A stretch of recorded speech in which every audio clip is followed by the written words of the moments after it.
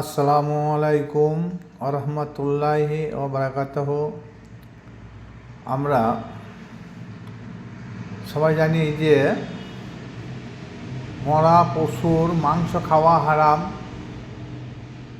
প্রবাহিত রক্ত খাওয়া হারাম, শুকরের মাংস খাওয়া হারাম,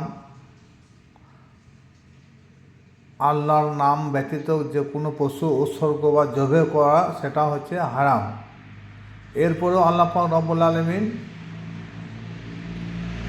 বলেছেন যে মদ, জুয়া, তীর, মূর্তি পূজা এগুলো হচ্ছে শয়তানের কাজ। এর প্রুফ হচ্ছে আল কোরআন, আল্লাহ পাক রব্বুল আলামিনের বাণী। আমরা যারা মুসলমান তার সবাই জানি ইসলাম ধর্ম মহান ধর্ম। সেই ইসলাম ধর্মের শ্রেষ্ঠ ইবাদত পাঁচওয়াক্ত নামাজ। সেই পাঁচওয়াক্ত নামাজের সম্বন্ধে আল্লাহ পাক কী বলেছেন, সে পাঁচওয়াক্ত নামাজ আমরা যারা পড়ি তারা সূরা ফাতিহার মানে ঠিক মতন কেউ জানে না, বেশিরভাগ লোক জানে না। তারপরে যে একটা সূরা পড়া হয় সেই সূরার মানে হয়তো অধিকাংশ লোক জানে না।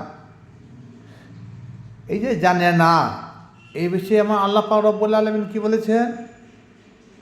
আল্লাহ পাক রব্বুল আলামিন বলেন,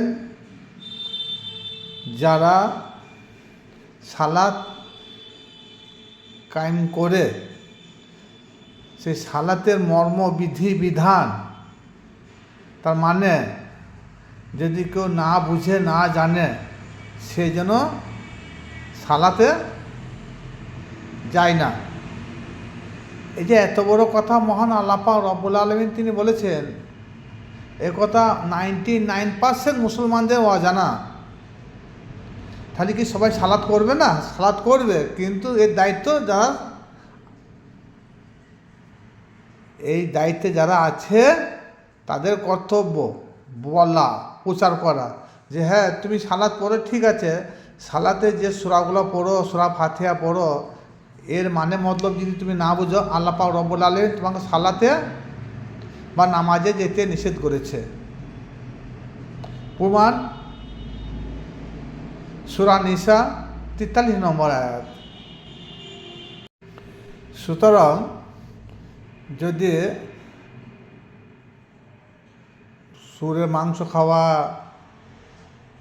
হারাম, মরা পশুর মাংস খাওয়া হারাম, এই যে তথ্যগুলো বর্ণনা করা হলো, এগুলো যদি আমরা ব্যবহার করি তা কী বলবে যে এ কাফের, এ ইসলাম থেকে বেরিয়ে গিয়েছে, কারণ আল্লাহর বিধান অনুযায়ী আমি জীবন ধারণ করি না। এই যে সালাত সম্পর্কে আল্লাহ যে বললেন যে সালাতের মানে মতলব যদি কেউ না বুঝো সেই জন্য নামাজের ধারে যেও না, এটা কেন প্রচার হয় না? এটা বর্তমান ইসলামী বর্ব স্কলারদের কাছে আমার প্রশ্ন। এই কথাটা কেউ কি কোনো প্রচার করেছে না তুলে ধরেছে? তুলে ধরলে এক সম্প্রদায়ের ইসলামী স্কলার বা বড় বড় ওলামায়ে কেরাম যারা আছে তাদের হয়তো রুজির অভাব হয়ে যাবে বলে মনে হচ্ছে। কখনো না, সত্যটা প্রচার করাই হচ্ছে মানুষের কর্তব্য। সত্য প্রচার করার জন্যে আল্লাহ পাক রব্বুল আলামিন তিনার হাবিবকে পাঠিয়েছেন। সে হাবিব তিনি সারা বিশ্বের লোকের কাছে সেগুলো প্রচার করে গেছেন। তিনি এখন নাই, তিনি সেই কালামওয়ালা দিয়ে গেছেন আর আহলে বায়াত দিয়ে গেছেন। এই দুটিকে অনুসরণ করে চললে আল্লাহর বিধিবিধান অনুযায়ী জীবন কাটানো যাবে, পরকালে মুক্তি আশা করা যাবে।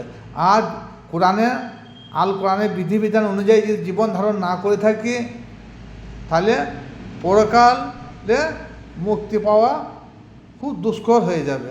পরকালের মুক্তির উদ্দেশ্যে প্রত্যেকটা মানুষকে বিশ্বাস রাখতে হবে উপরওয়ালার প্রতি, আর বেশি বেশি করে হায়াতে জিন্দেগিতে ভালো কাজ করে যেতে হবে, তবে পরকালে মুক্তি পাওয়া যাবে, নচেত মুক্তির কোনো আশা নাই। ভিডিওটা শুনে যদি ভালো লাগে শেয়ার ও লাইক